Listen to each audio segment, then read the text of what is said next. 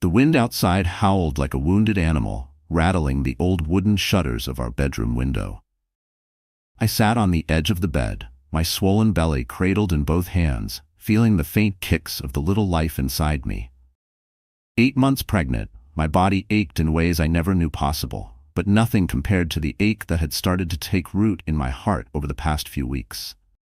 My husband, Michael, had been distant lately, colder, distracted. The man who used to rub my feet after work and bring me my favorite chamomile tea now barely looked up from his phone when I walked into the room. He said it was stress from work, late nights at the office, urgent deadlines. I wanted to believe him. I needed to believe him. But tonight, as I lay in bed waiting for him to come home, something felt wrong. The house was too quiet, too still. I glanced at the clock, 11:42 p.m. His car was in the driveway, but I hadn't heard the front door open. Pushing myself up, I waddled toward the hallway, my breath shallow from the weight of my belly. The light in the guest room glowed faintly under the door. My brows knitted together. That room was supposed to be empty, unless Maria, our young housemaid, had left something behind.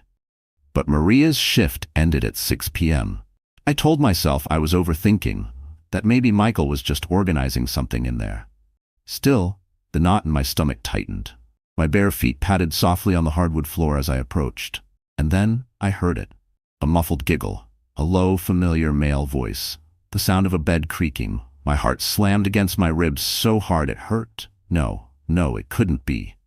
My hand trembled as it reached for the doorknob. For a split second, I thought about turning away, pretending I hadn't heard anything, sparing myself the truth. But something deep inside me, something fierce and raw, pushed me forward. The door swung open with a sharp squeal, and there they were.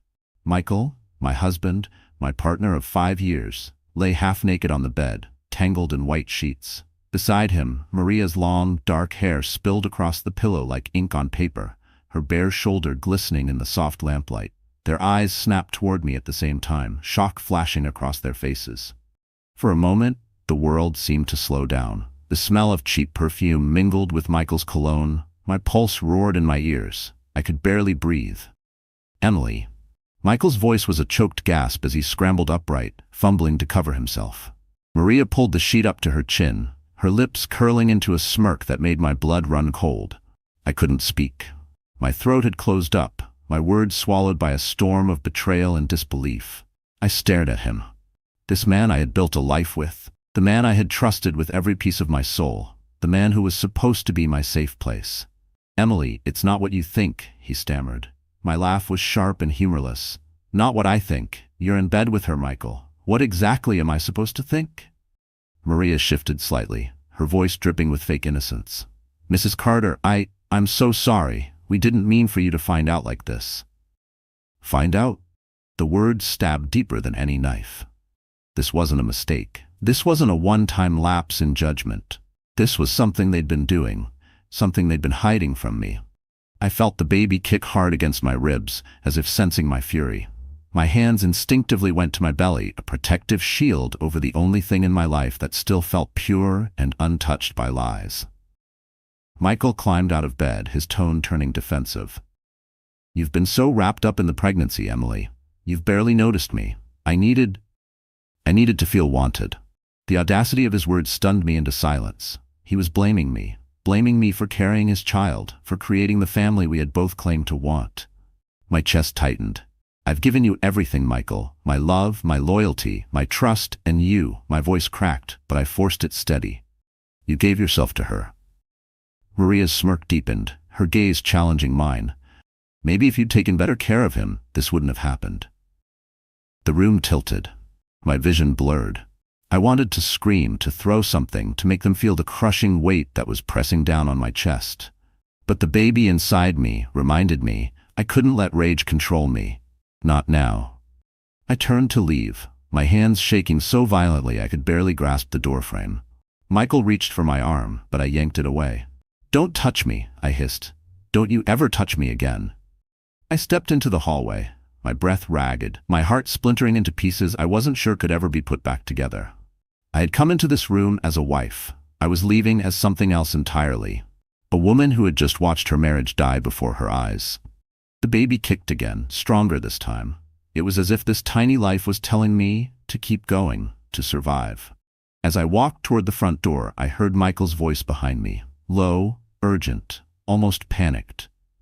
"Emily, wait, you don't understand. We can fix this." Fix this? There was no fixing this. There was no going back to the life I thought I had. My hand gripped the doorknob, the cold metal biting into my palm. I knew, with a clarity that cut through the haze of pain, that this moment was the beginning of the end. And what Michael didn't know was that losing me would be the worst mistake of his life. Before that night, before I opened the guest room door and watched my life splinter into pieces, I used to think of myself as lucky. Not the lottery-winning, magazine cover kind of lucky, but the ordinary, everyday kind that makes you thankful when you wake up in the morning. I wasn't born into money. I grew up in a small coastal town in Maine where winters were long, summers were short, and everyone knew everyone else's business. My father was a fisherman. My mother ran a little bakery that smelled like cinnamon from dawn till dusk. We didn't have much, but we had love, thick, stubborn love that held us together even when the sea was cruel or the bills piled high. After high school, I worked 2 jobs to put myself through nursing school. It wasn't glamorous, but it was what I wanted, to help people, to make a difference. That's when I met Michael. He wasn't the man in the expensive suit you see today. Back then, he was a young contractor with calloused hands, a shy smile, and a way of making me feel like I was the only person in the room. We met at a friend's housewarming party. I remember spilling cranberry juice on my dress and him offering me his flannel shirt to cover the stain. He made a joke about how I looked better in it than he ever did. I laughed, and for some reason, I never wanted to stop. We fell fast. Too fast, maybe. Within a year, we were living together in a tiny apartment above a hardware store. We didn't have much, just a futon, a second-hand dining table, and a dream of building a life together. I believed in him completely. He worked long hours to grow his contracting business, and I picked up extra shifts at the hospital to help cover our bills. When Michael proposed, it wasn't with a diamond the size of a walnut or in some elaborate Instagram-worthy setup. It was in our cramped kitchen, after a day so exhausting I could barely stand. He came home with takeout, set the bags down, and pulled a small velvet box from his pocket. "Emily," he said, his voice low and certain, "I don't have much to give you right now, but I swear I'll spend the rest of my life making sure you have everything you deserve." I said yes without hesitation. We had a modest wedding, nothing fancy, just close friends, family, and a borrowed church hall strung with fairy lights. I wore my mother's dress, altered to fit, and Michael wore a navy suit that was just a little too big in the shoulders. It didn't matter. We were happy. The first few years were good. We worked side by side to buy our first home, a fixer-upper that needed more love than we had time for, but we poured ourselves into it anyway. I handled the budget. Michael handled the repairs. We dreamed about starting a family someday when things were more stable. That someday came last spring when I found out I was pregnant. I'll never forget the look on Michael's face when I told him. Pure joy, the kind that lights up a person from the inside out. He kissed me, lifted me off the ground, and swore he'd be the best father in the world. But as the months passed, things began to shift. Michael started coming home later, claiming he was swamped with new clients. He was irritable, impatient. He stopped touching me the way he used to, his kisses quick and distracted. I chalked it up to stress, to the pressure of preparing for a baby. That's when Maria came into our lives. She was 24, newly arrived from out of state, looking for work. A friend of Michael's cousin recommended her to help around the house while I was on bed rest during my second trimester. She was pretty in a youthful, unpolished way. Big brown eyes, long hair she never tied back, a laugh that was just a little too loud. I told myself she was harmless. I even felt grateful for her help when I was too exhausted to cook or clean. But looking back, I see the signs I ignored. The way Michael lingered in the kitchen when she was there. The quick silences when I walked into the room. The faint trace of her perfume on his shirts. Still, I refused to believe anything was wrong. I was 8 months pregnant, my feet swollen, my back aching, my emotions a constant roller coaster. I needed to believe that the man I had built my life with was still the same man who'd offered me his flannel shirt all those years ago. Love makes you blind. Or maybe it makes you willfully ignorant, because the truth is too painful to face. My mother used to tell me, "Emily, you can survive a storm if you know it's coming. It's the ones you don't see that knock you to your knees." I didn't see this one coming. That night, when I opened that door and saw them together, the storm hit with full force. And standing there, frozen in that moment, I realized something even more terrifying. This wasn't just the end of my marriage. It was the end of the life I thought I knew. But what Michael didn't understand, what Maria couldn't possibly predict, was that I wasn't going to disappear quietly into the background like some discarded chapter in his story. I had lost a lot that night, but I hadn't lost everything. And the part of me they had underestimated was about to wake up. The sun rose without my permission. Its light spilled across the living room where I had collapsed on the couch, fully dressed, clutching a blanket that didn't belong to me. My eyes burned from crying, my throat raw. Every time I closed my eyes, I saw them. Michael's guilty face, Maria's smug smirk, the two of them tangled in sheets that had once been mine. The baby shifted inside me, a reminder that I didn't have the luxury of falling apart. I rubbed my belly gently, whispering, "It's okay, sweetheart. I've got you." My voice was hoarse, but I needed to hear myself say it. I was still trying to gather the strength to stand when I heard footsteps coming down the stairs. Michael appeared, freshly showered, wearing one of his pressed work shirts, like nothing had happened. His hair was damp, his expression unreadable. "We need to talk," he said, as if he were the one who'd been wronged. I stared at him, waiting for an apology, an ounce of remorse. It didn't come. "Emily, last night was complicated," he began, his tone clipped and businesslike. "I'm not proud of how you found out, but you've been distant. Ever since the pregnancy, it's like you've forgotten about us." My mouth fell open. "Us? Michael, there is no us if you're in bed with someone else." He sighed like I was a stubborn child refusing to see reason. "Maria understands me. She listens. She doesn't make everything about the baby." The words hit harder than I expected. I had given up my comfort, my sleep, my body to carry our child, and he was framing it as selfishness. "I can't believe you're blaming me for this," I said, my voice trembling with both rage and heartbreak. "I'm not blaming you," he said, which was exactly what he was doing. "I'm saying things have changed, and maybe this marriage isn't working anymore." I gripped the armrest to keep from collapsing. "So that's it? You just throw me away because I'm pregnant and tired?"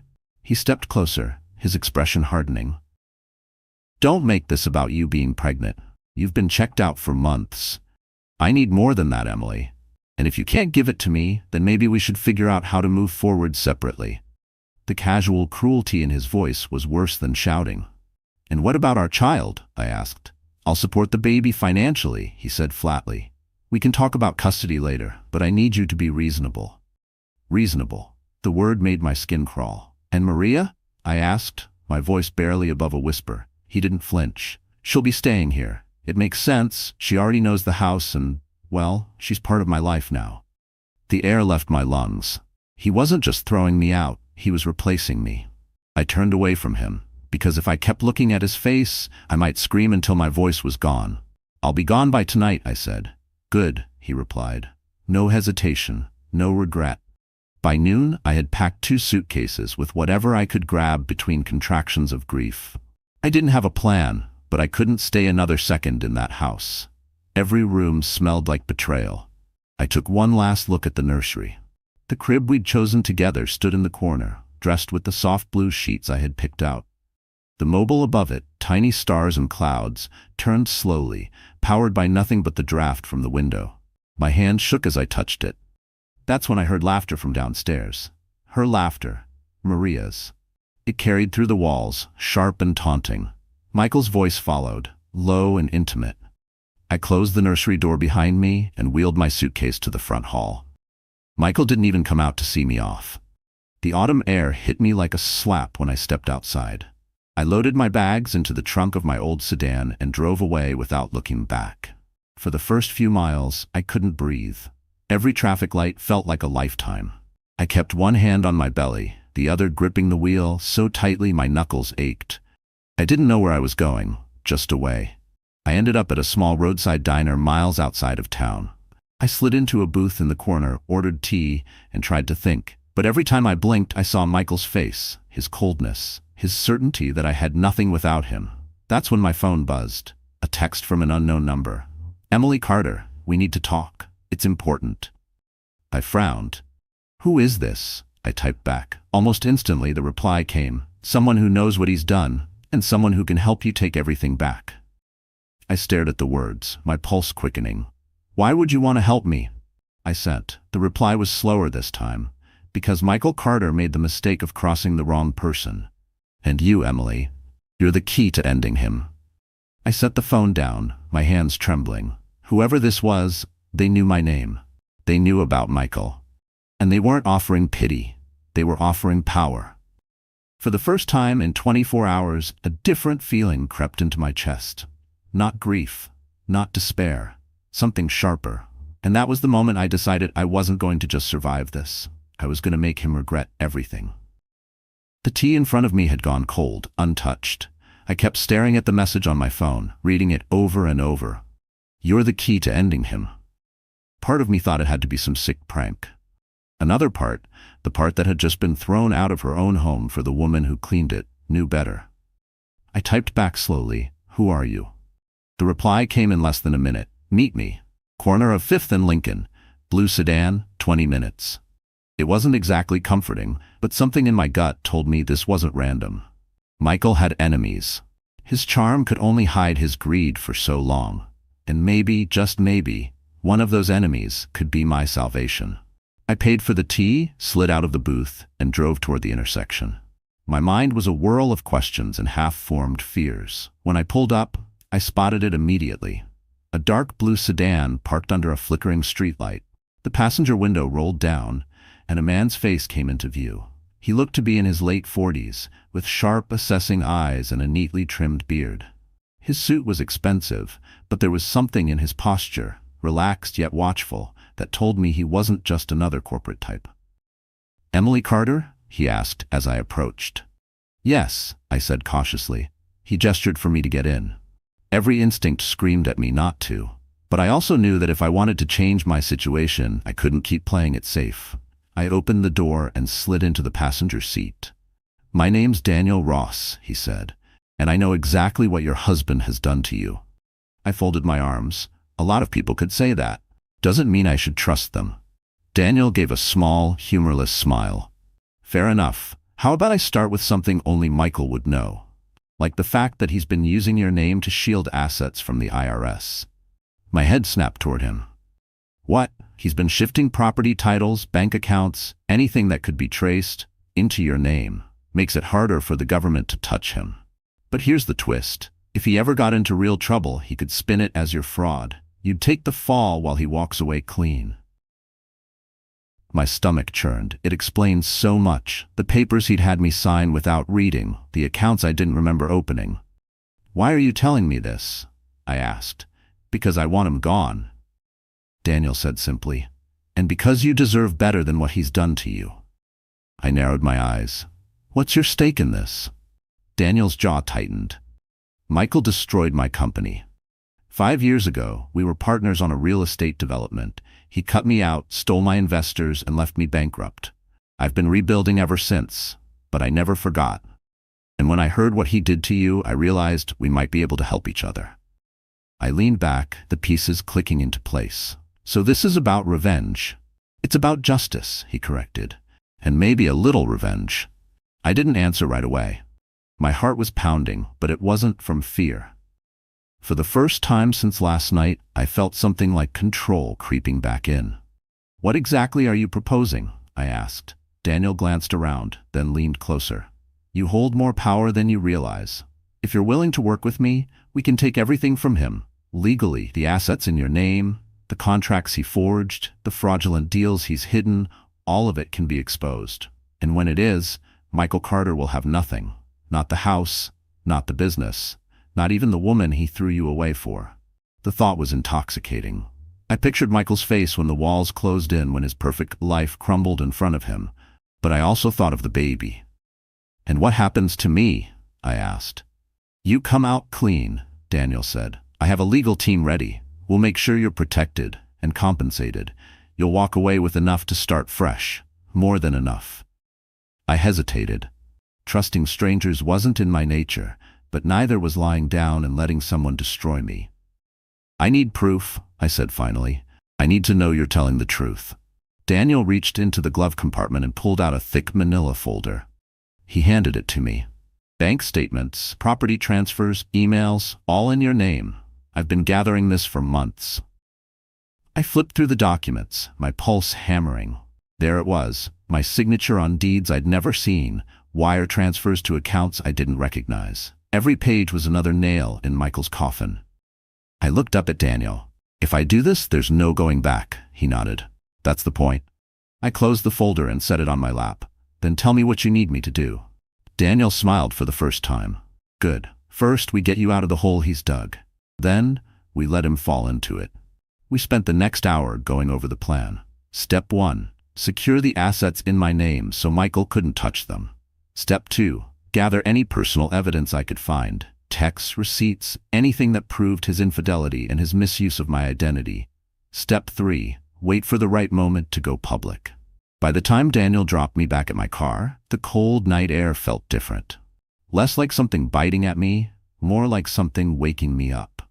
I drove away, clutching the folder, the baby kicking gently as if sensing my resolve. Michael thought I was powerless. He thought throwing me out meant he'd never have to face consequences. He was wrong, and soon he'd find out exactly how wrong. The next morning, I woke before the sun. For weeks, my mornings had started with exhaustion, swollen feet, and the ache of carrying a child through the final stretch of pregnancy. But this morning, something felt different. The ache was still there, but beneath it was a sharp, steady current of purpose.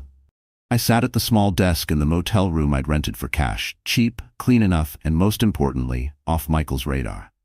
Daniel's folder lay open in front of me. Every page was a reminder of what Michael had done. The stolen assets, the forged signatures, the lies. I read them again and again until the anger that had kept me awake most of the night settled into something calmer, colder. The old Emily, the one who cried herself to sleep, was gone. I picked up my phone and called Dale. He answered on the first ring. I'm in, I said. What's our first move? Get what you can from inside that house, he replied. Emails, photos, anything physical.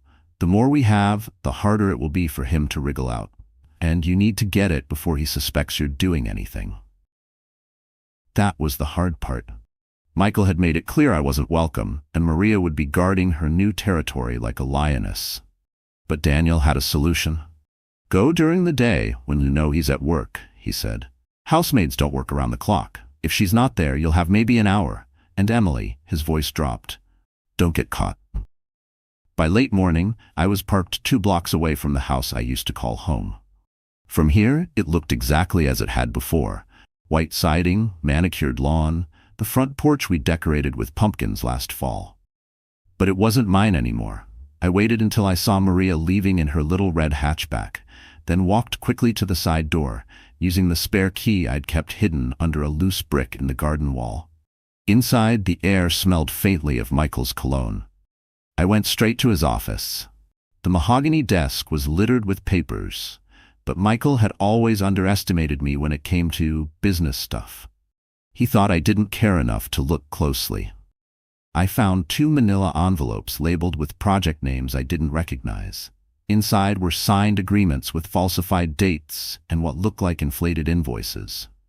I took photos of everything with my phone, careful to put them back exactly as I'd found them. Then I opened the bottom desk drawer. My breath caught. There, tucked between stacks of old tax files, was a black leather planner. Michael's handwriting covered every page, notes about meetings, payment schedules, even reminders about when to keep E distracted. The sight made my skin crawl. I snapped photos of those pages too. I was about to leave when something caught my eye on the bookshelf. A small decorative box I'd never seen before. Inside were several USB drives. My pulse quickened. I slipped them into my tote bag, figuring I could check them later. The baby shifted in my belly, almost uncomfortably, as if reminding me I'd been standing too long. I rubbed the side of my stomach. Almost done, sweetheart, I whispered. I locked the office behind me and made a quick sweep of the bedroom. Maria's things were everywhere now. Her perfume on the vanity, her clothes mixed in with Michael's.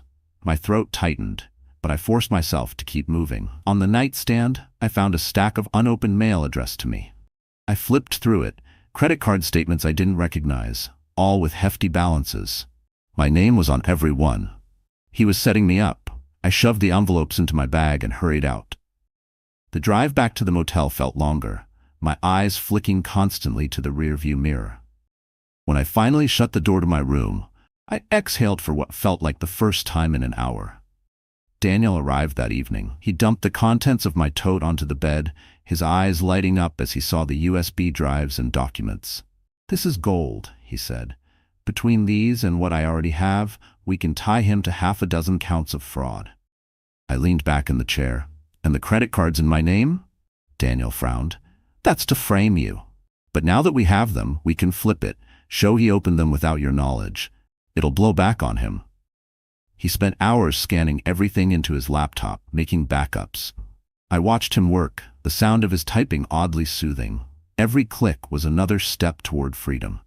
When he left, I stood in front of the mirror in the motel bathroom. My hair was limp, my eyes shadowed, but there was something in my reflection I hadn't seen before. Resolve. I pulled my hair back, washed my face, and made myself a promise. When this was over, I wouldn't just have survived. I'd have built something stronger. For me, for my child. The next day I went shopping. Not for clothes or makeup, those would come later, but for armor of a different kind. A new phone, untraceable. A second-hand laptop. A locks for my growing collection of evidence. Every night, I reviewed the files, making notes of patterns, names, and dates. The more I saw, the more I realized Michael's empire was built on lies stacked so high they could crush him if the right person pushed. One night, while scanning through a USB drive, I found a folder marked personal. Inside were photos. Michael and Maria at a beach resort I'd never been to, time-stamped during the week he told me he was on a business trip. In some, he was holding her the way he used to hold me. In others, I forced myself to keep scrolling, every image fueling the fire in my chest. By the end of the week, the sadness had dulled.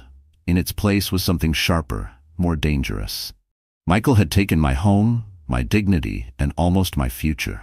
But in doing so, he'd given me the one thing I needed most: proof. And soon, I'd have the perfect stage to use it.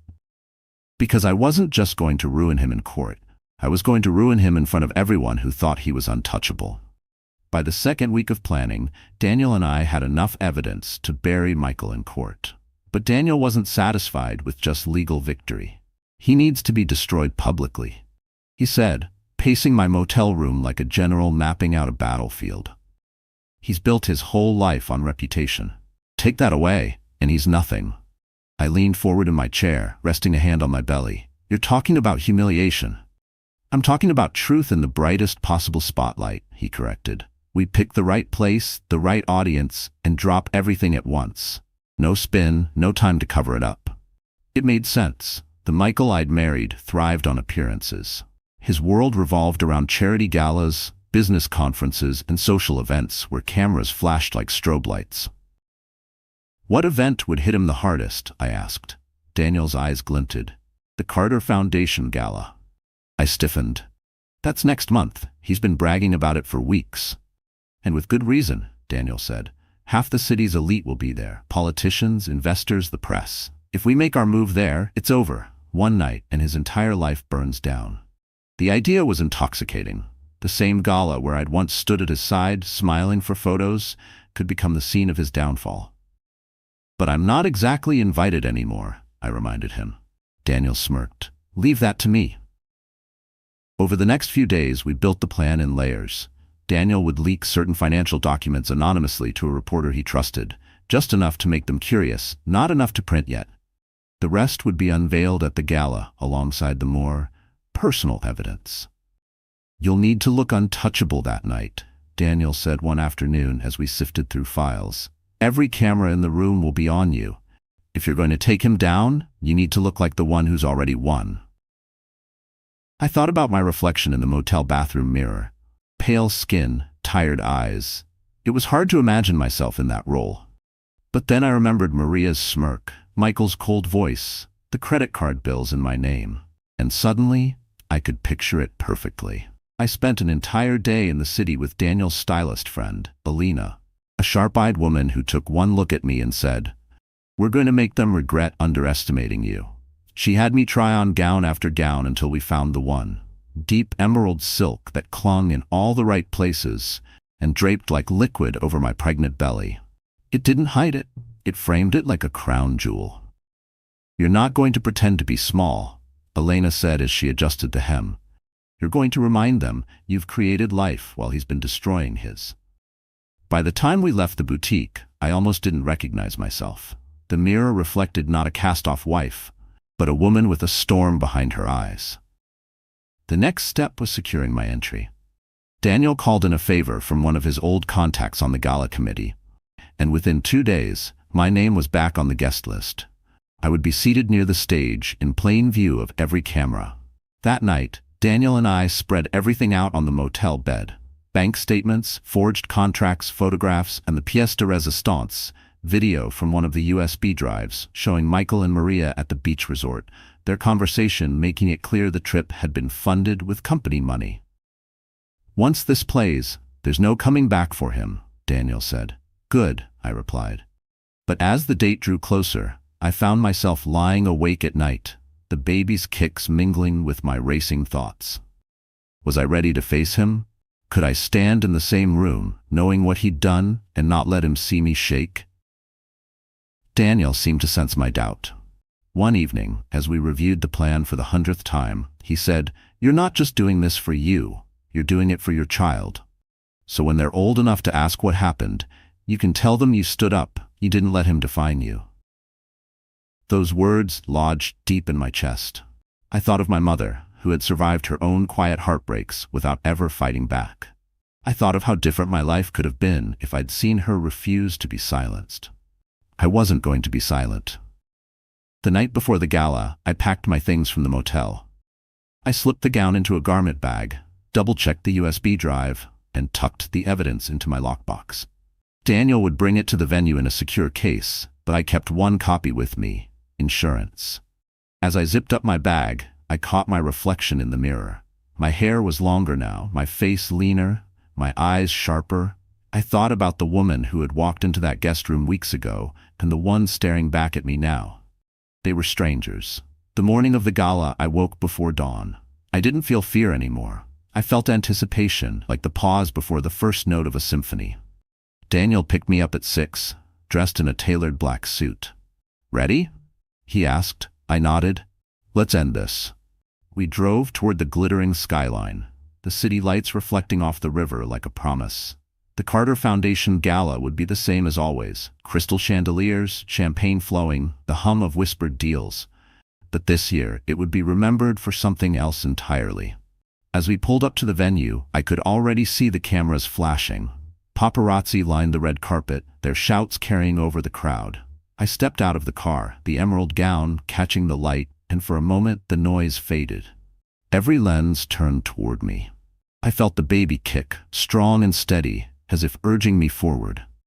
Inside, I caught sight of Michael across the room. He was laughing with a group of investors, Maria clinging to his arm in a scarlet gown that tried too hard. He hadn't seen me yet. Daniel leaned in, his voice low.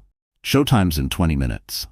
And as I took my seat near the stage, I knew, by the time those 20 minutes were up, Michael Carter's world would be nothing but ash. The Carter Foundation Gala glittered like a scene from a dream, or a nightmare, depending on how you looked at it. Crystal chandeliers cast golden light over the ballroom, where laughter and clinking glasses filled the air. Waiters glided between tables with trays of champagne, their polished shoes reflecting the marble floor. I sat at my table near the stage, my emerald gown flowing over my chair, one hand resting protectively on my belly. Daniel sat beside me, calm and composed, his eyes scanning the room like a hawk. Across the ballroom, Michael held court. He was in his element, smiling for cameras, shaking hands with city officials, kissing cheeks like nothing in the world could touch him. Maria hovered close, wearing that same smug smile I'd seen the night I caught them. If he noticed me yet, he didn't show it. The program began with the usual speeches, board members praising the foundation's commitment to the community, donors applauding themselves for their generosity. I barely heard a word. My pulse was a drumbeat in my ears. Daniel leaned over. "You're up next," he whispered. My heart thudded. "Remind me why I agreed to speak?" "Because it's the only way to make them all listen at once," he said, his voice low but certain. "Once you start, they can't cut you off without looking guilty." The MC stepped to the microphone. "Please welcome to the stage Mrs. Emily Carter, longtime supporter of the foundation." I rose slowly, letting the room take me in. Cameras flashed, conversations stilled. My heels clicked against the stage floor as I approached the podium. "Good evening," I began, my voice steady despite the storm inside me.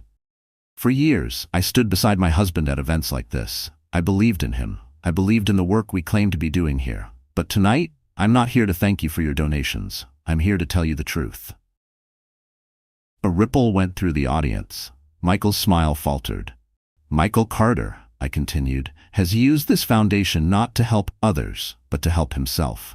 He's laundered money through its accounts. He's forged documents. He's committed fraud on a scale most of you couldn't imagine, and he didn't do it alone." Gasps, whispers, all eyes turned toward Michael. He was on his feet now, making his way toward the stage. I held up a USB drive. "Everything I'm saying is documented right here. Bank statements, forged contracts, stolen funds. But that's not all." I glanced toward Daniel, who was already at the audio-visual table. He nodded once and plugged the drive into the system.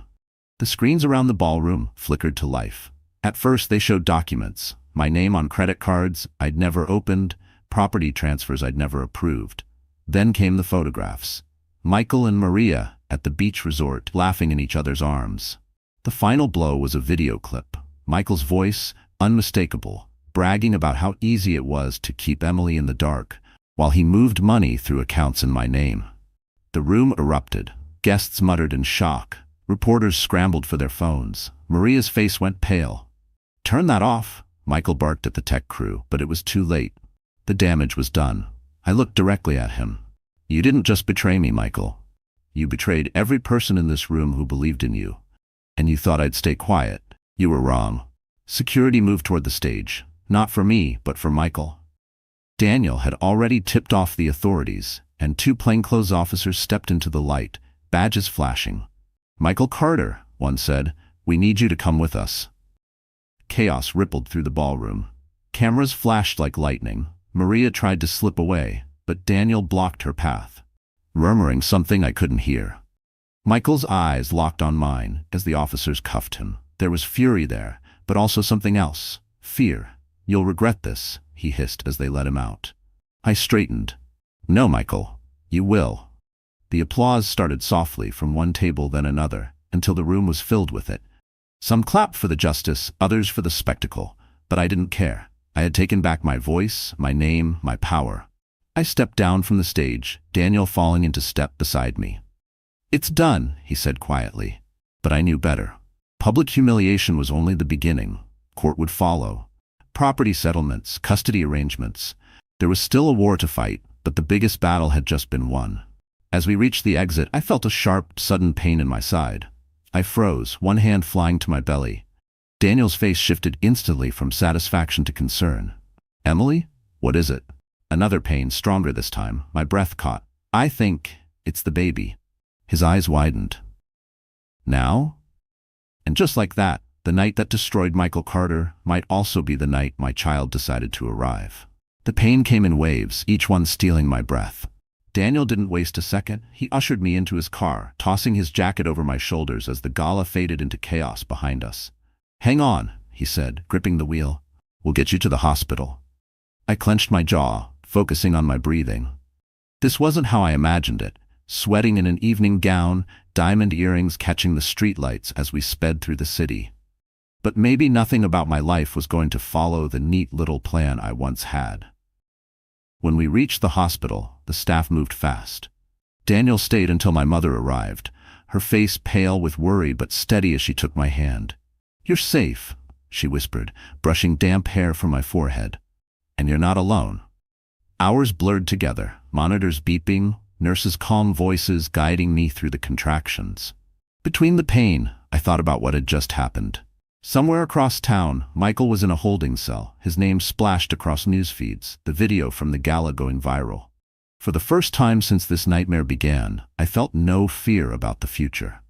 Just before dawn, my son was born.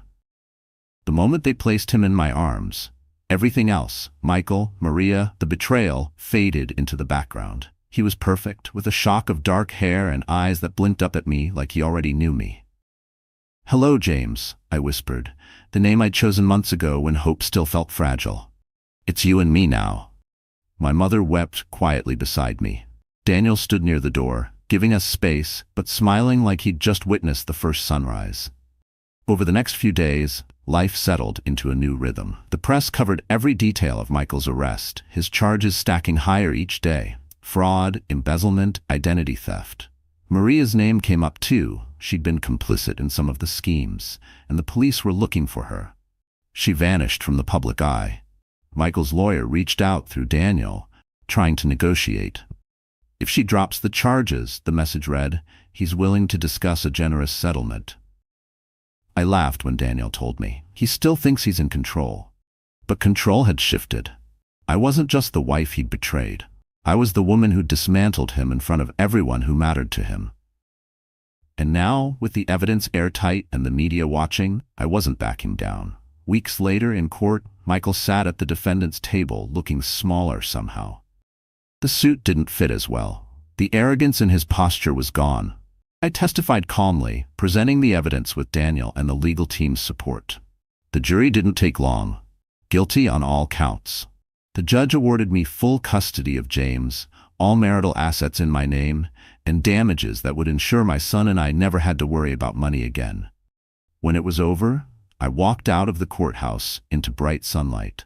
James cradled against my shoulder. Reporters shouted questions, cameras flashed, but I kept walking. This part of my life was over. In the months that followed, I moved into a house near the ocean, a quiet place where the salty air reminded me of my childhood. I went back to work part-time at the clinic, not because I needed the money, but because I loved it. Helping people grounded me. Daniel visited often. He became more than an ally, he became family. James adored him, and sometimes when the sun set over the water, I caught Daniel looking at us with something warm and unspoken in his eyes. Maybe someday I'd be ready to open my heart again. But for now I was content. One afternoon, as I rocked James on the porch, my mother joined me with 2 mugs of tea. She studied me for a long moment. "You know," she said, "I always worried you were too forgiving, that you'd let people take from you until there was nothing left. I'm glad I was wrong."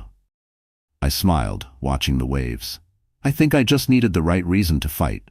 She reached over, squeezing my hand. "And now you have him." I looked down at James, his tiny fingers curled around mine. "Yes, and I'm never letting anyone take from us again." The sun dipped lower, painting the water gold. For the first time in what felt like forever, the future didn't scare me. It felt wide open, full of possibilities. I thought about the night I found Michael and Maria, about the crushing weight of that betrayal. Back then I thought it was the end of my story. But I was wrong. It was just the beginning. I leaned back in the rocking chair, holding my son close, and let the sound of the ocean fill the quiet spaces inside me. Somewhere out there, Michael was learning to live without the empire he'd built on lies. Maybe he still hated me. Maybe he still thought I'd ruined him. But I didn't care. I hadn't ruined him. He'd done that himself. I'd just given him the audience. And as I breathed in the salty air, I knew one thing for certain. The woman he'd thrown away was the one he should have fought to keep, and losing me was the mistake he would regret forever. So that's how our story closes, my dear friends. And if you're still here right now, it means something in this journey touched your heart. As the Stoics remind us, what stands in the way becomes the way. We can heal, rebuild, and rise stronger. If this moved you, like, share, and subscribe. Let's keep walking this road together. She sat in the divorce hearing as silent as a statue. While her husband Julian smirked and divided their assets, Alara Vance said nothing. She didn't fight. She didn't cry. She didn't argue for a single dollar more. He thought she was broken. A beautiful empty shell he was finally discarding. He left the courtroom with his young mistress laughing. 6 months later, that same laugh died in his throat when he saw the paparazzi photos Ilara, stepping onto the world's most exclusive mega yacht in Monaco, greeted at the top, not by a new lover, but by the one man who could destroy him completely. The 48th floor conference room at Jacobson Low and Stone was a tomb of imported marble, stifling gray upholstery and the smell of old money. The air, recycled and chilled to a precise 68 degrees, felt too thin to breathe. It was a room built for the quiet, bloodless execution of lives, marriages, and fortunes. Across a vast, reflective mahogany table, Julian Thorne watched his wife. His soon-to-be ex-wife, Ilara Vance. He had to give her that an aesthetic triumph. She wore a simple, sleeveless, sheathed dress in a shade of cream that probably had a name like eggshell or oyster. It was designed to signal quiet expense, a taste he had cultivated in her. Her dark, almost black hair was pulled back into a chignon so severe it looked painful, drawing her high cheekbones into sharp relief. But it was her eyes that unnerved him. They were a clear, crystalline blue, and they were fixed on the $5,000 floral arrangement in the center of the table, as if it held the secrets of the universe. They were, he realized, completely blank. There was no rage, no sorrow, no anything. As you can see, Ilara, his lawyer, Robert Jacobson, a man whose tailored pinstripes and reptilian smile cost $2,000 an hour, purred, "Mr. Thorne has been exceptionally, one might even say profoundly generous." Julian allowed a small, indulgent smile to touch his lips. He was being generous. He was giving her the downtown condo, a property he'd bought for her as a hobby studio a decade ago, and had literally forgotten he owned. He was giving her a lump sum, a severance package, really. 7 figures, Robert had called it, as if it were a grand gesture. To Julian, whose net worth was a number so large it was abstract, it was a rounding error. It was what he'd spent on Chloe's birthday weekend. He had been braced for war. When he'd first told her 6 months ago, it had been a calculated ambush. He'd come home from a business trip to St. Bart's with Chloe and simply informed Ilara that he was in love and the marriage was over. He had expected the full operatic display, the screaming, the accusations, the tears, the "how could you after all I've given up for you" speech. He had his responses ready. He had his checkbook open. Instead, Ilara had looked up from the book she was reading. She had processed his words, and after a silence that stretched for an agonizing 10 seconds, she had simply said, "I see."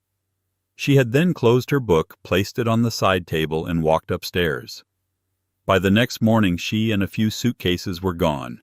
No mess, no drama, just a vacuum. Her silence had been anticlimactic. It had cheated him of his victory of the moment where he got to be the magnanimous, regretful conqueror. Now in this sterile conference room, her silence was just irritating. "Ilara," Robert prompted, the silk in his voice fraying into impatience. "These terms are, as I've stated, non-negotiable, but we do require your signature to move forward." Ilara's gaze finally slowly lifted from the flowers. It drifted past Robert, past her own lawyer, a mousy middle-aged woman named Sarah, who looked thoroughly out of her depth, and landed on Julian. His breath caught. He was prepared for hatred. He was prepared for tears. He was not prepared for the polite, impersonal emptiness he saw. It was the look you'd give to a stranger on a crowded subway, a fraction of a second of acknowledgement before looking away. She wasn't looking at her husband. She was looking at an obstacle. "I accept the terms," she said. Her voice, clear and low, did not tremor. It was the first time he'd heard it in months, and it was the voice of a stranger. Julian almost flinched. He'd wanted her to fight. He'd wanted to win that fight. He wanted to tell her, "Ilara, be reasonable. This is what's best. I need to be happy." Her quiet, immediate capitulation felt like a trick. It was unnatural. It only confirmed his long-held private diagnosis: she was weak, fragile. She had built her entire existence on the scaffolding of his life, and now that he was kicking it out from under her, she was simply collapsing. Her lawyer, Sarah, looked visibly relieved, as if she'd expected her client to be eviscerated. She fumbled with the thick stack of documents and slid them across the polished wood. "Mrs. Thorne?" "Ilara," Sarah began. "Are you sure you don't want to—" "I am sure," Ilara said, cutting her off. Not unkindly, but with a finality that made even Robert Jacobson sit up a little straighter. Ilara reached into her simple, unbranded leather handbag. She ignored the row of gleaming silver Mont Blanc pens laid out like surgical tools. She pulled out a cheap blue plastic Bic, the kind you buy in a pack of 10. She clicked it. The sound, a sharp snick, was obscenely loud in the quiet room. She didn't read the documents. She simply turned to the last page. She signed her name. Ilara Vance, not Ilara Thorne. She had already reclaimed her name. She capped the pen. She stood. She nodded once, a quick, dismissive gesture to her own lawyer. She didn't look at Julian. She didn't look at Robert. She picked up her bag and walked to the enormous oak doors. "Ilara, wait," Julian said, standing up. It was an involuntary impulse. She paused, her hand on the brass handle, but she did not turn around. "What for, Julian?" "You're free. Isn't that what you wanted?" She opened the door and was gone. The whoosh of the door closer was the only sound. Robert Jacobson let out a long, slow breath. "Well, that was the easiest high-profile divorce of my career. That lump sum, Julian? She'll be back in 6 months when it's gone. She doesn't know how to manage." "She'll be fine," Julian said, sinking back into his chair. He loosened his Hermes tie. "She's resilient." He was already pulling out his phone.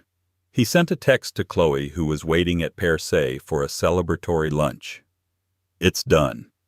Order the 82 Patras." He felt a profound, giddy sense of relief. He was free. He was on his way to Monaco next month to close the Apex deal, the one that would make him a legend. He was on his way to a new life with a 24-year-old who adored him. He was Julian Thorne, and he had just won. So why, as he rode the elevator down in a cocoon of mirrored steel, did the image of her blank eyes and that cheap plastic pen make him feel a sudden, unwelcome chill? He shook it off. It was just the echo of a life now finished. Ilara Vance did not take a cab to a friend's house. She did not go to a bar for a stiff drink. She did not go to the airport to find herself in Italy. She took the subway, an anonymous face in the afternoon crowd, and went to the downtown condo. The one Julian had so generously allowed her to keep, not knowing it had always been legally and emotionally her escape pod. The condo was the antithesis of the opulent, suffocating penthouse she had shared with Julian. The penthouse was all gold leaf, dark woods, and heavy silks, a museum Julian had built to himself. The condo was a clean white box. It was a space of hard surfaces, white walls, and floor-to-all-ceiling windows that looked out over the glittering, impersonal grid of the city. The main living area was dominated not by a sofa, but by a custom-built workstation. 3 4K monitors, a server tower humming quietly in a ventilated cabinet, and a keyboard that clicked with the satisfying mechanical precision of a weapon. She walked to the console table by the door and placed her keys in a small white porcelain bowl. She took off her shoes. She went to the minimalist kitchen, pulled a bottle of sparkling water from the fridge, and drank it, her hand as steady as a surgeon's. She had not been silent for the last 6 months. She had been meticulous. Julian Thorne had made the most common mistake of powerful men. He had assumed a lack of ego meant a lack of intellect. He had met Ilara at a modern art gallery opening. He saw a stunning, quiet art history major. He saw a woman who was content to be a beautiful, placid accessory. He did not see the other Ilara. The Ilara who had graduated from MIT at 19 with a dual degree in mathematics and quantitative economics. The Ilara who, before she'd even turned 21, was the most sought-after analyst at a secretive hedge fund so exclusive it didn't have a name on its building. She had built the predictive algorithms that saw the 2008 crash coming 6 months before anyone else. She had walked away from it all for Julian. He had found her intelligence intimidating. I don't want to come home and talk about derivatives, Alara. He'd laughed early in their relationship. I want to come home and just be. I want a partner. A wife. So she had become one. She had packed her brilliant, restless mind away, hiding it behind a mask of placid elegance. She learned to plan his galas, manage his 3 households, and listen politely to his monologues about killer instincts. She'd believed for a brief, foolish time that it was a fair trade for love. The day she found a single blonde-rooted hair extension and a Cartier earring in his travel bag was the day the trade was canceled. But it wasn't the infidelity that had sealed Julian's fate. It was what she found 3 days later. She was in his home office, a room he called the sanctuary, looking for a tax document. Julian, for all his genius, was organizationally a slob. He threw everything into drawers. Tucked inside a vintage leather-bound copy of The Art of War, a book she knew he'd never read, was a small matte black encrypted hard drive. He had used the same password he used for everything, the stock ticker of his first big win. APX1. It took Alara less than 4 minutes to bypass the basic encryption. It took her the rest of the night to understand what she was looking at. Julian wasn't just a shark.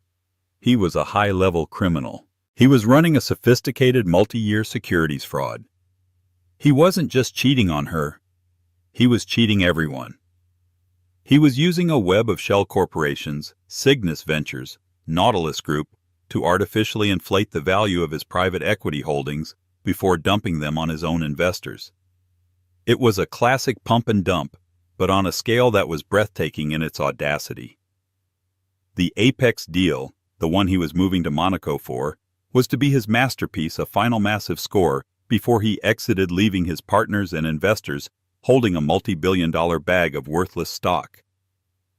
Alara sat on the floor of his office until the sun came up, the glow of the laptop illuminating her face. She didn't feel anger. She didn't feel betrayal. She felt cold. It was the clean, pure, exhilarating cold of a complex equation finally beautifully balancing. The trophy wife died on that floor. The quant was reborn. She copied the drive. She spent the next 2 months, not in spas or at luncheons, but in this condo. She traced the money. She cross-referenced every transaction.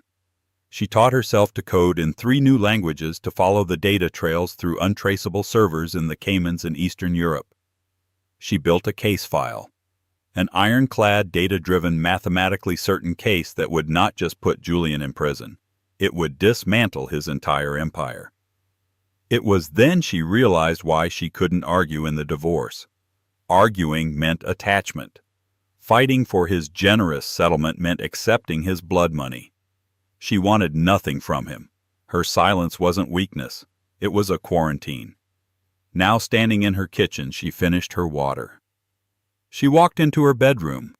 On her dresser, next to a single-framed photograph, was a satellite phone. The photo was of her 20 years old in a graduation cap and gown, standing next to a rugged, silver-haired man. She picked up the phone and dialed the single number in its memory. A voice answered on the first ring. It was a deep, cultured baritone with an accent that was a mix of British and something unplaceable, like a man who was from everywhere. "Vance?" "It's done, Marcus," Alara said. "The divorce is finalized. I'm legally clean. No conflicts of interest." There was a pause, then a low, appreciative chuckle. "Excellent. Julian's Apex deal is moving to its final stage. He's presenting to the board in Monaco next month." "I know," Alara said. "He's scheduled his own execution. He thinks he's a lion, Marcus. He's just a lamb, and he's walking himself into the slaughterhouse." "The jet is fueled at Teterboro, wheels up when you are," the man said. "The Olympus is already moored at Port Hercules, and Alara, yes. Welcome back. The world has been far too quiet without you." Alara looked at her reflection in the dark window. The pale blank woman from the lawyer's office was gone. In her place was a woman with eyes that glittered like cut steel. "I'm not the one you need to worry about being quiet," she said, and ended the call. Julian Thorne felt for the first time in his life invincible. Life post-Alara was a spectacular high-definition upgrade. Chloe was a supernova, an explosion of blonde hair, spray tans, and ecstatic vocal adoration. He was also discovering spectacularly expensive, a beautiful purring machine designed to convert money into noise and Instagram posts. But that was fine. The Apex deal was about to make him a legend. He was sitting in the sky lounge of his new penthouse he'd sold, the one he shared with Alara. Too many stale memories, as Chloe directed a team of movers installing a giant chrome-plated horse lamp. "Isn't it divine, J-Bear?" she trilled. "It's minimalist. It says we have power, but we're playful." "It's something, sweetheart," Julian said, scrolling through his emails. "Now I need you to be quiet for a bit. Daddy's working." "You're always working," she pouted, draping herself over his shoulders. She smelled of champagne and baccarat rouge. "Is it that Apex thing? You're going to be brilliant. You are brilliant." "It's not the deal," Julian snapped, his good mood evaporating. "It's Rivington. Marcus Rivington." The name was a curse in Julian's circles. The man was a myth, old money that ran so deep it made Julian's fortune look like lottery winnings. Rivington ran his global empire, Rivington Group, from an undisclosed location rumored to be his 150-meter mega yacht, the Olympus. He was the one investor Julian needed for the Apex deal to not just succeed, but to be a home run. Rivington's buy-in was the stamp of legitimacy. It would bring in the last of the skeptical institutional money. And for 3 solid months, Rivington had been a ghost. "He's stalling," Julian said, swirling the whiskey in his glass. "My presentation to the board in Monaco is in 2 weeks, and his people just keep delaying. Mr. Rivington is evaluating the data." "What data? It's the cleanest, most profitable deal of the decade." "Maybe he's just jealous," Chloe offered, kissing his temple. "He's old. You're the future." Julian smiled. She was simple, but he liked that. "You're right." A few days later, he was at a celebratory dinner with his partners. He was in an expansive mood. He'd just bought a new Ferrari to match Chloe's. He passed his phone around, showing them a small item in page 6. It was a grainy, long-lens photo of Alara, of all people. She was sitting at an outdoor cafe in Paris, wearing sunglasses and reading a book. "See?" Julian boomed, laughing. "That's my ex. Looks like she's handling it well. On her eat, pray, love journey. Good for her. No hard feelings." His partners laughed with him. Chloe, sitting on his lap, giggled. "She looks so boring. I bet the book is about feelings." Julian laughed. The splinter of unease he'd felt after the divorce was completely gone. He almost pitied Alara with her little condo and her sad solo trips. She was a footnote. The next day, as he was packing for Monaco, his world cracked open. He was at his desk signing off on the travel manifest for his private jet. Chloe was in the other room arguing with her stylist about what to wear for the Grand Prix. His private line rang. It was Robert Jacobson. "Julian, we have a problem." "It's not a good time, Rob. I'm on my way to the jet, Monaco."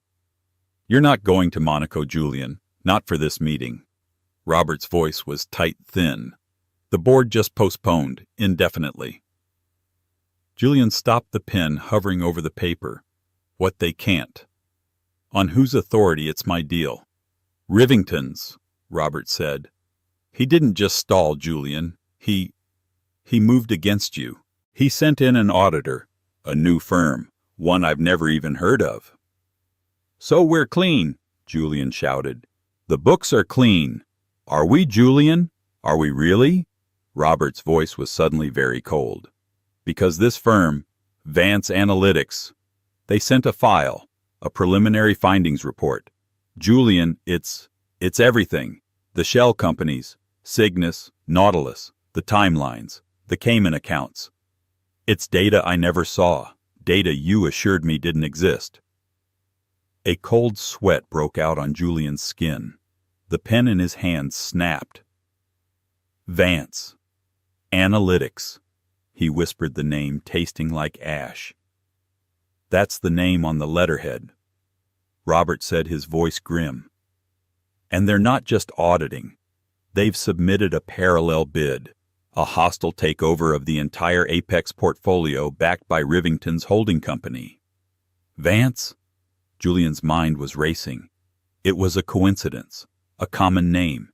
It had to be. Who runs it? Who is this Vance? There was a long, terrible silence on the other end of the line. That's the part you're not going to like, Julian, Robert said, his voice dropping to a whisper. The CEO, the principal analyst, the one who signed the report. It's Alara. Julian's phone slipped from his hand. It hit the marble floor and skittered Robert's voice a tiny, frantic buzz. Alara. Alara, the quiet wife, the art history major, the woman reading a book in Paris.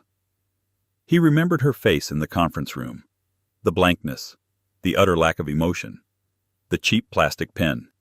It hadn't been defeat. It hadn't been weakness. It had been contempt.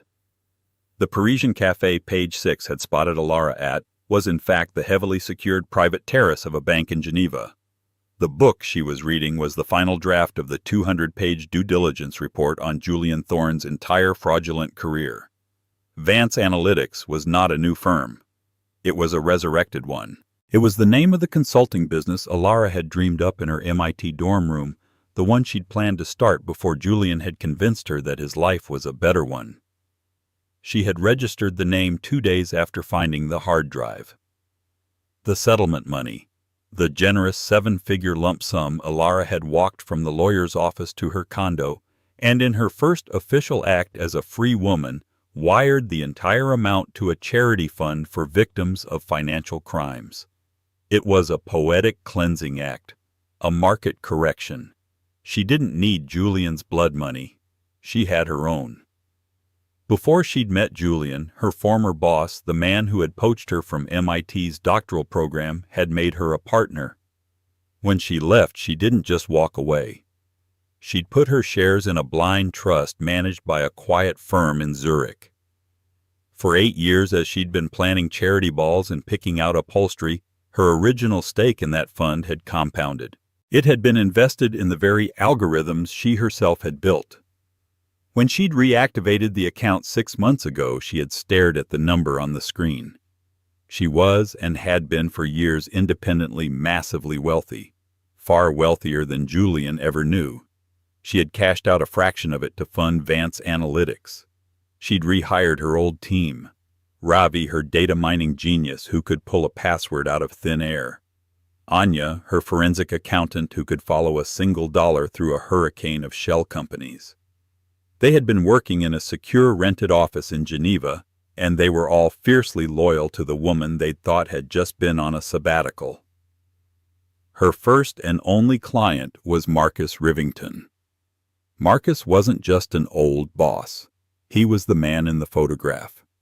He had been her mentor, a surrogate father, and the most dangerous legitimate businessman in the world. He had been furious when she'd retired at 22 to marry that flashy second-rate bond trader with the good hair. Alara, sitting in her white box of a condo, had made the call. "Marcus, it's Alara Vance." "Alara," he'd answered, his voice full of warmth and sadness. "It's been 8 years. I thought you were cataloging art." "I was," she'd said, her voice flat. "Now I'm cataloging a high-level securities fraud. Your target Apex and your potential new partner, Julian Thorne." The warmth in his voice vanished, replaced by a chilling precision. "Go on." She laid it out. The shell companies, the backdated options, the wash trading to inflate volume, the timeline for the final pump and dump.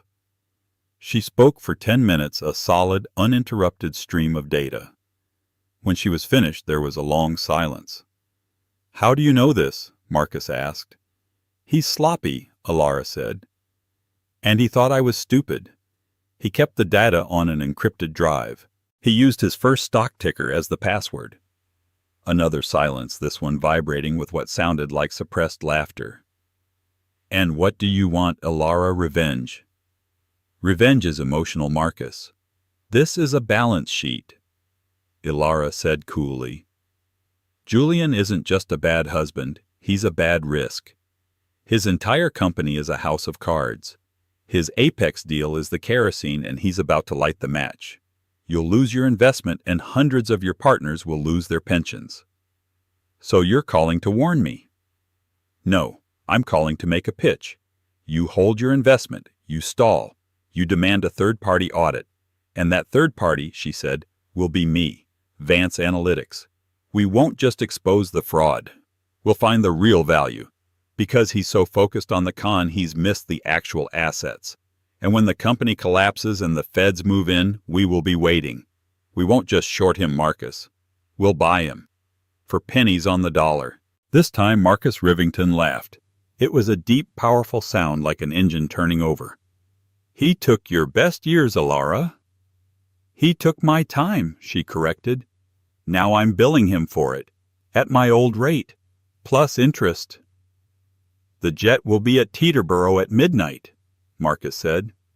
Welcome back, Ms. Vance. The world has been far too quiet. Julian Thorne was a man in freefall. The Vance Analytics report wasn't just a report, it was a detonation. It hadn't just gone to the board.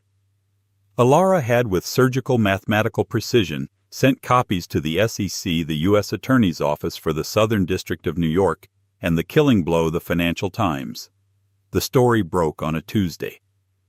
Thorne in their side, Julian Thorne's Apex deal revealed as House of Cards. The article quoted the report extensively, praising the anonymous Vance Analytics as a new razor-sharp firm whose analysts possessed a near-prophetic understanding of market fraud. It called the report a masterpiece of financial data sleuthing. The fallout was immediate. His assets were frozen by noon. His partners, the ones he'd laughed with about Ilara, filed a $500 million lawsuit by 3 p.m., naming him personally. The SEC opened a formal public investigation. His name, once a byword for aggressive success, was now toxic. He was in the penthouse surrounded by Chloe's chrome horse lamps and white fur rugs, watching his life dissolve on a loop on CNBC. They're calling you a Ponzi scheme, Chloe whispered, her face pale beneath her tan. She was holding her phone, her thumb frozen over her Instagram feed. Julian, my followers are asking questions. Shut up, Julian roared, hurling his empty whiskey glass at the screen. She did this, that snake, that quiet, boring snake.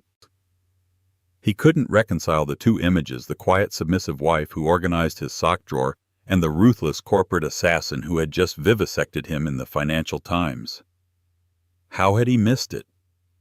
He'd lived with her for 8 years.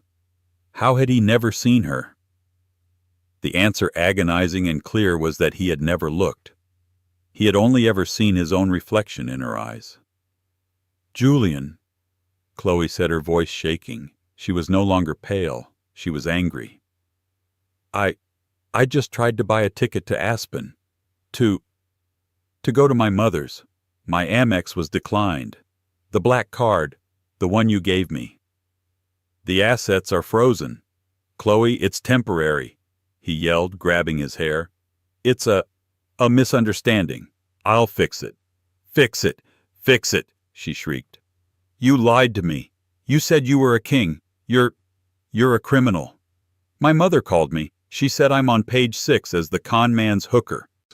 She grabbed her pre-packed Louis Vuitton duffel. She'd always been ready for a quick trip and stormed to the door. So that's it. Julian laughed, a broken, ugly sound. The money's frozen, so you're gone. I can't be part of this, she sobbed, jabbing the elevator button. You said she was nothing. You said she was simple. You're the simple one, Julian. You got taken down by your boring old wife. The elevator doors opened. She was gone. Julian was alone. His phone rang. He looked at it. Robert Jacobson. He ignored it. It rang again. Frank Haverford. One of his oldest partners. He ignored it. The intercom buzzed. He ignored that too. He sat for a long time. The silence of the penthouse was deafening. He was broke. He was ruined. He realized with a jolt of pure terror, going to prison. Unless... A new desperate, insane idea formed, a last pathetic gambit. He had to talk to her. He had to see her. If he could just see her, he could... What apologize? Beg, remind her of the good times. He didn't know. He just knew he couldn't face the police. He couldn't face his partners. He had to face her. He knew where she would be. The newspapers had said Rivington was in town. Rivington was in Monaco for the Grand Prix. She would be there. He scrambled. His cards were dead. He went to his safe, the one behind the abstract painting. He had emergency cash. Running money, he'd called it. $100,000. Chloe had never known about it. He took it all. He grabbed his passport. He didn't pack a bag. He went out the service entrance, a fugitive in his own building. He found a pawn shop in the Diamond District. He sold his watch, a Patek Philippe 5711, the Nautilus. The irony was bitter. The man laughed at him. "This is hot, isn't it?"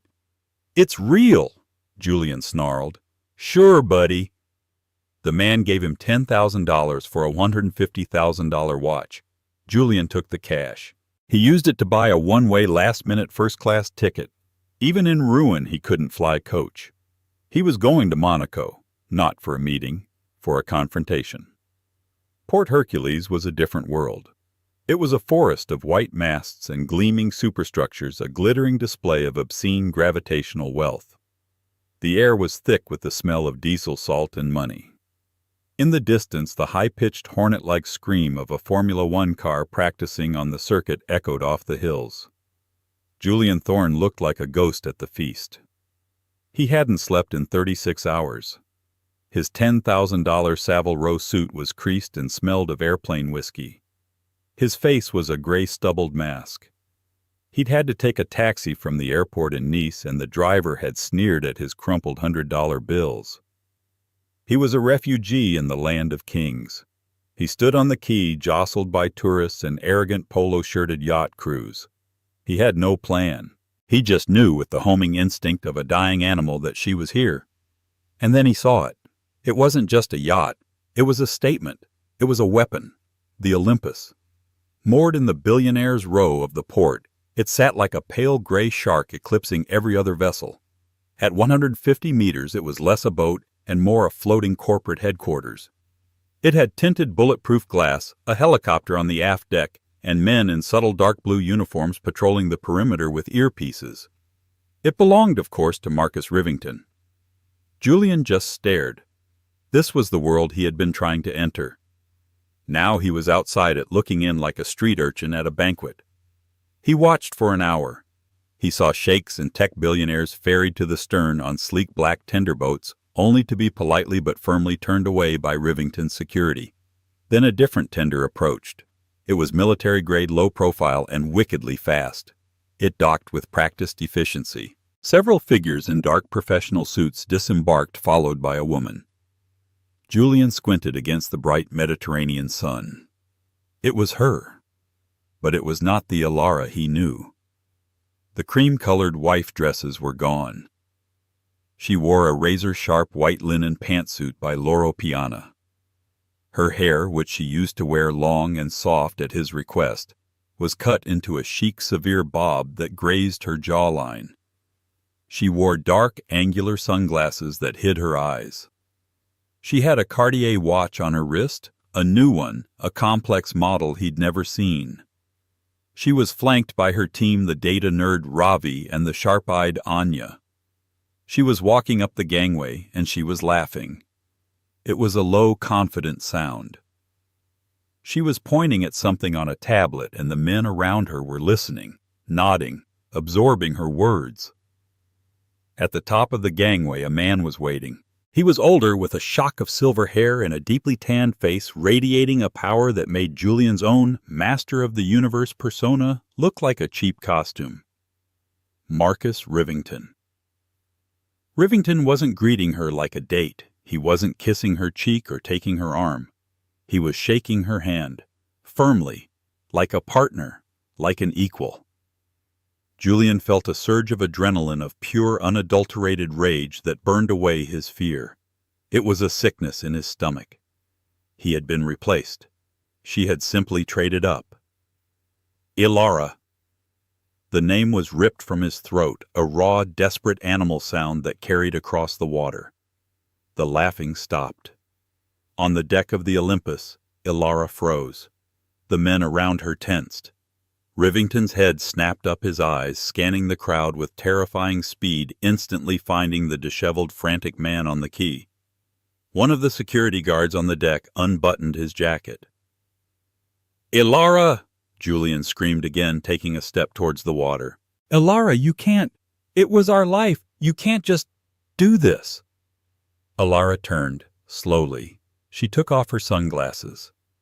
Julian waited for the shock, the anger, the pity, the something. There was nothing. Her eyes were exactly as they had been in the lawyer's office. Blank, impersonal, cool. It was the look a scientist gives a specimen in a petri dish, a problem that has already been solved. She stared at him for a full 10 seconds. The entire port seemed to go silent. Julian could feel the eyes of tourists, of security guards, of Rivington himself, all on him. He was the spectacle. Ilara's gaze was so cold, so final, it shattered the last of his rage, leaving only a hollow, echoing terror. Then, with an almost imperceptible tilt of her head, not a nod but a simple, devastating acknowledgement of his existence, she turned her back on him. She put her sunglasses back on. She said something to Marcus Rivington, who smiled, as Julian Thorne watched, broken and bankrupt, on the docks. Ilara Vance, his quiet, simple ex-wife, walked into the heart of the Olympus, disappearing into a world of power he could never, ever touch. He fell to his knees. His scream of pure, pathetic rage was lost in the sudden, deafening roar of a Formula One car screaming past on the nearby track. The heavy, soundproofed glass door of the Olympus's main salon slid shut with a pneumatic hiss, instantly severing them from the world outside. The distant, desperate cry of Julian Thorne and the high-pitched whine of the Formula One cars were all erased, replaced by the deep, vibrationless hum of the ship's stabilizers and the whisper of chilled, recycled air. The room was not a salon. It was a command center. Where Julian's penthouse was a monument to his ego, all gold, black marble, and harsh, reflective surfaces, this room was a statement of pure, unadulterated power. The walls were a soft, matte gray teak inlaid with high-definition screens that were currently displaying global market data, weather patterns, and secure video feeds. The furniture was minimalist, white, and steel, functional, and yet impossibly expensive. It was a space designed for decisions that could topple governments. Marcus Rivington was already standing by a low-profile bar, pouring a single glass of what looked like sparkling water. He hadn't broken a sweat. He hadn't even flinched. He simply looked at Ilara, his eyes the color of a summer sky crinkling with amusement.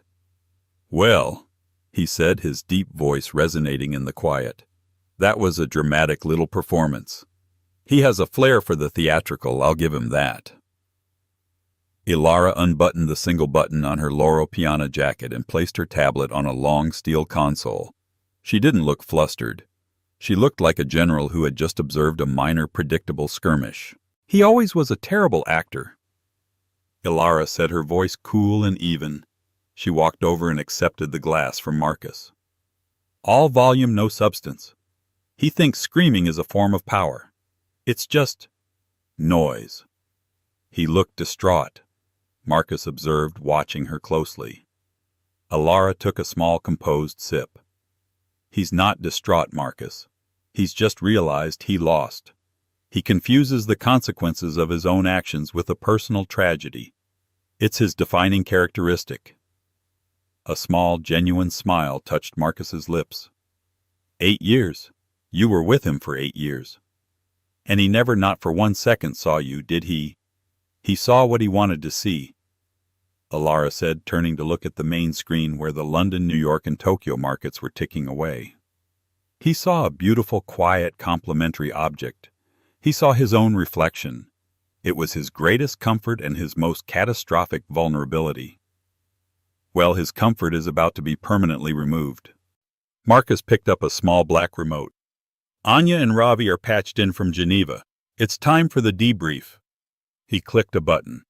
Two of the large screens flickered and the faces of her team appeared. Ravi looking rumpled in a hoodie and Anya sharp and alert in a crisp black blazer. Ilara, Mr. Rivington, Anya said, her voice clear. The report was delivered, as you know.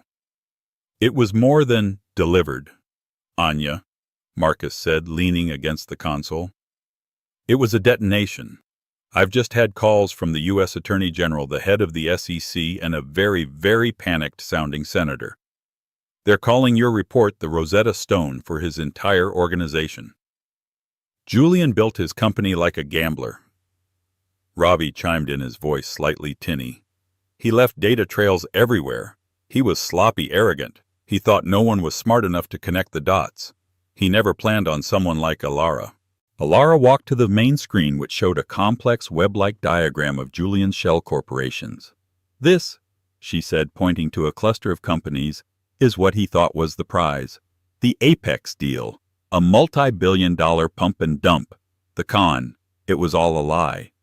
She tapped a key on the console, and the diagram changed, highlighting a single obscure holding company at the bottom. But this is what he actually had. This is the value. What is it? Marcus asked, stepping closer. It's a clean energy tech firm he acquired 3 years ago. Ilara explained, her voice quickening with the passion she only showed for data. He bought it for the real estate, a factory in Nevada. He stripped the assets and buried the company, but he's so intellectually lazy he never did a full audit of its IP. He never read the file. She typed another command. A new file appeared.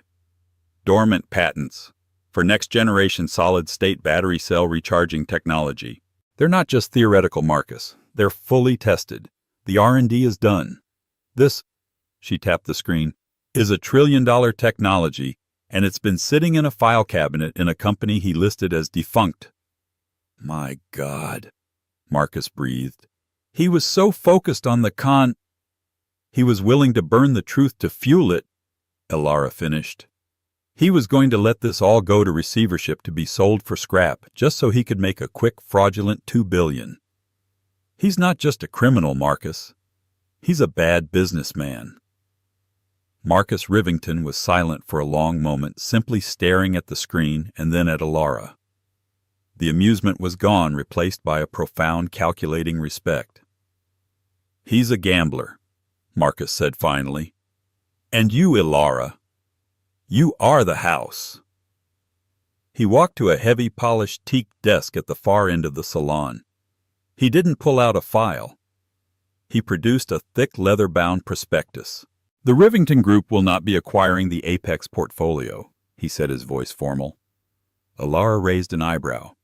Oh, we're not in the business of cleaning up other people's toxic messes, Marcus said. He walked back and placed the heavy document on the console in front of her. We're in the business of funding visionaries. She looked down. On the cover, in clean silver embossed letters, were 2 words. Vance Capital. Ilara stared at it, her composure momentarily cracking. Her breath caught. It was the name she'd scribbled in a notebook in her MIT dorm room a lifetime ago. This isn't a job offer, Ilara, Marcus said, his voice soft. It's an investment. The Rivington Group will provide $5 billion in seed capital.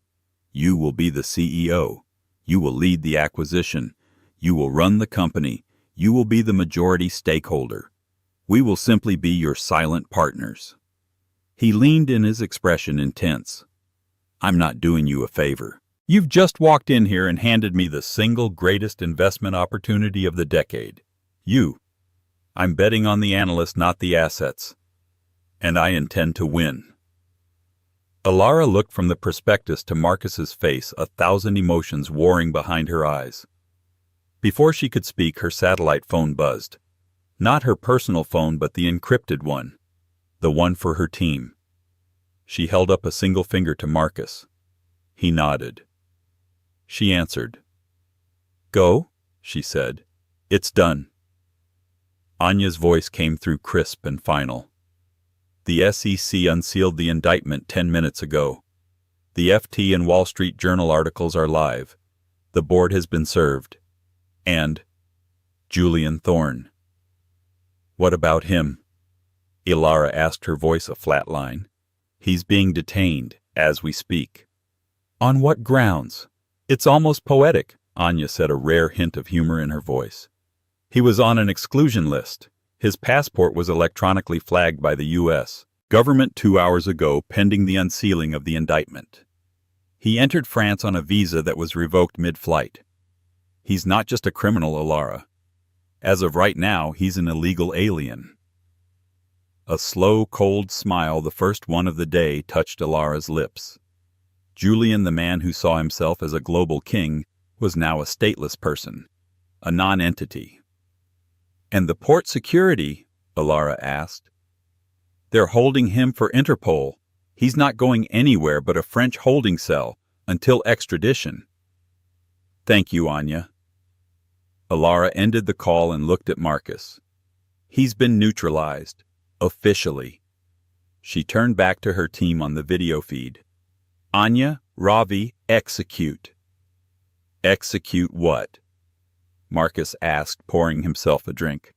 My offer, Ilara said, her focus now absolute. We're not waiting for receivership. That's messy. It will take years. The patents will get tangled in litigation. We're going to the board now, the one that's left, and offering to make their investors whole. A full buyout of the legitimate assets effective immediately. You're not even going to lowball them? Marcus asked, impressed.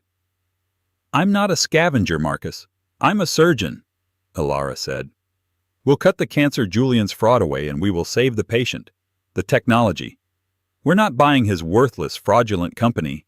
We're acquiring his one priceless asset, the one he was too stupid to see. Marcus stared at her, then threw his head back and laughed, a deep, powerful sound that filled the room. My God, Ilara. You're not just taking his company, you're taking his legacy and rewriting it from the ground up. He walked to the bar and poured a second glass, this one from a crystal decanter containing a dark amber liquid. He handed it to her. He thought you were a painting, Marcus said, his voice full of admiration. Something beautiful and silent to hang on a wall. He never ever realized you were the architect. He raised his glass. To Vance Capital. Ilara looked at the name on the prospectus, then at her mentor. She raised her glass, the clink of crystal sealing the deal. To the balance sheet. She corrected, a small private smile playing on her lips. It's finally balanced. She took a sip. It was an 18-year-old Macallan. It tasted like victory. Cold, clean, and absolute. Outside, the sun was setting on Monaco, but in the command center of the Olympus, Ilara Vance's world was just beginning. Ilara Vance's story teaches us a powerful lesson: never mistake silence for weakness. Julian saw his wife as a beautiful decoration, and his arrogance was his downfall. He couldn't see the brilliant mind working behind those quiet eyes, a mind that wasn't plotting revenge but was calculating his end. She didn't fight him for his scraps because she was already planning to buy his entire company. She didn't argue over the divorce settlement because she was positioning herself to become the billionaire, not just marry one. What did you think of Ilara's ultimate power move? Let me know in the comments below. And if you love stories where the underestimated protagonist wins in the most epic way possible, make sure to like this video, share it with a friend, and subscribe to the channel for more drama and incredible twists. Don't miss what's coming next.